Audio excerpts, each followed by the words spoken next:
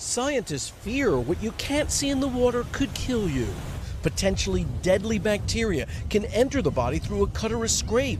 In Sarasota, Florida, Wade Fleming's 77-year-old mother Carolyn died 13 days after scraping her leg while walking on the beach. Her family says they were told that's where she came into contact with the deadly bacteria.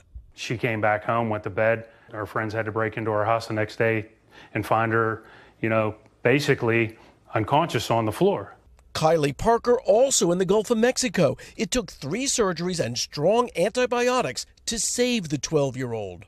I can't do everything that I was able to do before. And it's not isolated to the Gulf of Mexico. As ocean temperatures rise, so does the spread of the deadly bacteria. A recent study found 5 victims of flesh-eating bacteria in the waters off Delaware, compared to just 1 case in the 8 years before. This is one example of the potential impact that climate change can have on occurrence of human disease.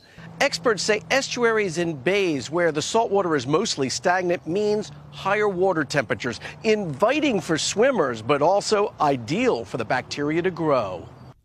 Tonight, doctors say be on the alert for unusual and painful skin irritations. And if you have a cut, stay out of the fresh and salt water. Kerry Sanders, NBC News, Delray Beach, Florida. Hey, NBC News fans, thanks for checking out our YouTube channel. Subscribe by clicking on that button down here and click on any of the videos over here to watch the latest interviews, show highlights, and digital exclusives. Thanks for watching.